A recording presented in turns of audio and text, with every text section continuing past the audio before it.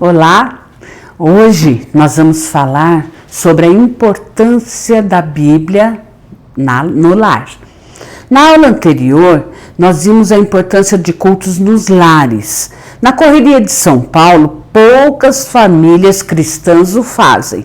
Mas se você quer evangelizar vizinhos ou membros de sua família que ainda não conhecem Jesus Cristo, esta é uma ótima ferramenta.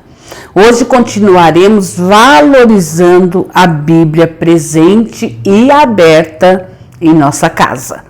Vamos falar sobre o culto doméstico, que é um culto que você faz só entre sua família, que mora nesta casa. Esse culto doméstico, você vai começar a falar sobre a Bíblia uns aos outros e vai dar oportunidade de todos os membros falarem. Se você valoriza a palavra de Deus em sua vida, você precisa ensinar seus filhos ou netos que estão em sua guarda sobre a importância desta palavra.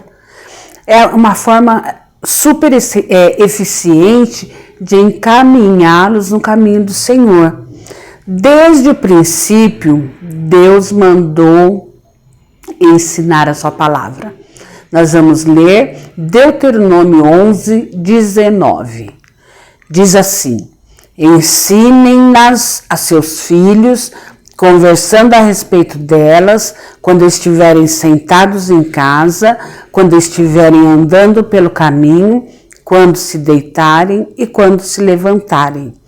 As famílias normalmente se reúnem para festejar, conversar, dar risadas, comer, passear, mas a família saudável, ela se reúne para estudar a palavra de Deus também.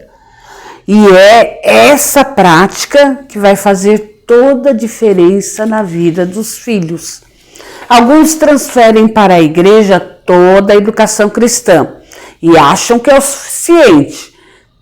Saiba que não é. É apenas uma ajuda. Nós notamos que as famílias, de um modo geral, são assim. A primeira geração conhece a Deus. A segunda geração conhece fatos sobre Deus. E a terceira geração já não conhece mais a Deus. Então isso não é uma coisa nova. É coisa de sempre, não é do nosso século. Moisés previu esse desvio e alertou em Deuteronômio 6, todo o capítulo fala sobre isso, mas nós vamos ler os versos 10 a 12. O Senhor, seu Deus, os conduzirá à terra que jurou aos seus antepassados, Abraão, Isaque e Jacó, que daria a vocês terra com grandes e boas cidades que vocês não construíram, com casas cheias de tudo que há de melhor, de coisas que vocês não produziram, com cisternas que vocês não cavaram, com vinhas e oliveiras que não plantaram. Quando isso acontecer e vocês comerem e ficarem satisfeitos, tenham cuidado. Não esqueçam o Senhor que os tirou do Egito, da terra da escravidão. Que os irmãos possam grifar no coração, quando isso acontecer, vocês comerem e se fartarem, tenham cuidado. Não esqueçam o Senhor. A grande tragédia da vida é que quando está tudo bem, esquecemos o Senhor. Quem imaginaria que a geração seguinte a Moisés esqueceria do Senhor que os tirou com o braço forte do Egito? Pois é, mas isso aconteceu. Muitos filhos não seguiram os mesmos passos do pai. O seu filho não vai saber quem é o Senhor Deus se não lhe for ensinado. É muito egoísmo a você adulto que sabe quem é Deus, que sabe quem é Jesus Cristo, não ensinar aos filhos, pois não terão a oportunidade que você um dia teve de escolher. Quando estudamos o Velho Testamento, notamos que um ia bem e seu filho já ia mal. Se os filhos se esqueceram do Senhor, foi porque aqueles pais não demonstraram este valor em casa. Às vezes até serviam a Deus, faziam grandes obras, mas em casa não havia aquele compromisso de mostrar a importância de Deus. Os valores ensinados ficam.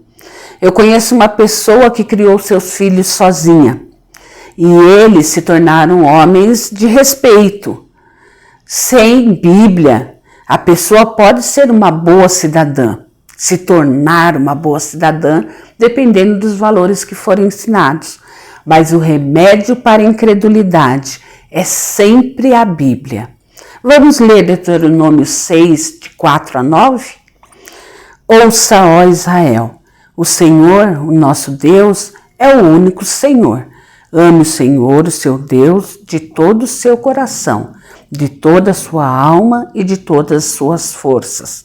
Que todas essas palavras que hoje lhe ordeno estejam em seu coração. Ensine-as com persistência, converse sobre elas quando estiver sentado em casa, quando estiver andando pelo caminho, quando se deitar e quando se levantar. Amarre-as com um sinal nos braços e prenda-as na testa. Escreva-as nos batentes das portas de sua casa e em seus portões. Ensine as palavras de Deus com persistência aos seus filhos, sem desistir. Doses substanciais da palavra de Deus são a única coisa que fará seu filho não esquecer de Deus. É muito mais do que ler, é estudar, é inculcar na mente. O culto doméstico não é um mero ritual. Não adianta obrigar as crianças a ouvir, não adianta obrigá-los a ir a uma igreja e cantar bonitinho lá. Seus filhos precisam ver que você dá valor para a palavra de Deus. O texto nos alerta para incluirmos a Bíblia em nossa vida, de todas as formas e em todos os lugares e momentos. Como colocar a fé que tem em ação? Primeiro, decida amar a Deus. Segundo, guarde a palavra de Deus em seu coração. E terceiro, assuma sua responsabilidade como educador. Seu filho não vai escolher Deus quando crescer, se não aprender de pequeno que Deus quer fazer parte da vida de cada ser humano. Este texto também fala sobre o método do estudo da Bíblia. Deve ser uma instrução que leve o ser humano a amar a Deus. Para aprender a amar a Deus, é necessário mais qualidade do que quantidade, para gerar desejo e curiosidade de aprender mais e mais. O amor a Deus cresce com o conhecimento da sua palavra. Então, seus devocionais devem ser tanto de conteúdo como de aplicação. As crianças precisam, desde a mais tenra idade, perceber com nitidez o que este ensino tem a ver com a vida diária. E eles vão perceber esta aplicação observando os pais ou avós que cuidam deles. O método pelo qual Deus treina homens e mulheres piedosos começa sempre no seminário do lar. Os outros programas podem suplementar o treinamento doméstico, mas não substituí-lo. A sua vida como adulto cristão deve estar envolvida com Deus o dia inteiro, em todos os seus afazeres. Nosso texto também fala sobre o tempo apropriado, a qualquer hora, ou seja, em todas as situações da vida. Por exemplo, achar um brinquedo que estava perdido pode lhe servir de estímulo para ensinar sobre Lucas 15, que é o texto sobre as coisas perdidas e a alegria quando se encontra. A alegria que Deus sente com o retorno de um filho que estava perdido por aí é tão grande que é capaz assim de promover uma festa. Então, isso pode ser ensinado aos filhos, para que todos possam estar percebendo como são importantes para Deus, cada um que chega até Ele novamente. Também você pode decidir, antes de dormir, falar de Deus. Estudos indicam que os últimos pensamentos da noite provavelmente são os primeiros da manhã, e os primeiros pensamentos da manhã ecoarão durante o dia inteiro. Então você pode usar essa ferramenta em seu lar. E por último, nosso texto nos alerta a cercarmos nossa vida de boas recordações quanto à atuação de Deus. Os dias difíceis são mais bem enfrentados quando lembramos de tudo que Deus já fez. Quando eu era criança, era muito estimulada a decorar versículos, e isso me ajudou muito a enfrentar os momentos difíceis da vida. Hoje está um pouco esquecida essa prática. Os adultos dizem que não têm cabeça para decorar, mas nem ao menos incentivam as crianças a fazê-lo. É lógico que falar da palavra de Deus faz muita diferença, mas a diferença de maior valor é o exemplo pessoal. Na verdade, a mais eficiente evangelização é ser um bom exemplo do amor de Deus. Cada família deve observar interesse ou não das crianças, mas jamais deixar por conta delas. A Bíblia diz que cada ser humano é concebido em pecado. Então, não é natural, uma tendência natural do ser humano buscar a Deus. Ele vai ter que ser ensinado, estimulado enquanto pequeno para aprender esse valor. Você que só tem adultos em casa e por um acaso tem um que não se interessa pelas coisas de Deus, comece fazendo o seu devocional próximo dele e até o convide a participar. Os israelitas tinham muitos memoriais, lembranças e tradições que lhes ofereciam oportunidade de devocionais espontâneos.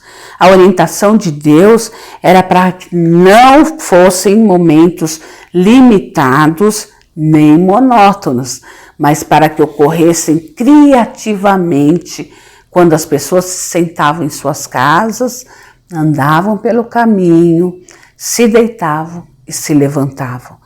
Tanto o culto doméstico como qualquer culto que fazemos a Deus deve ser momentos agradáveis e interessantes para todos, a fim de que todos tenham oportunidades de participar de alguma forma, despertando o desejo de aprender sempre mais sobre Deus e sua santa vontade para cada vida.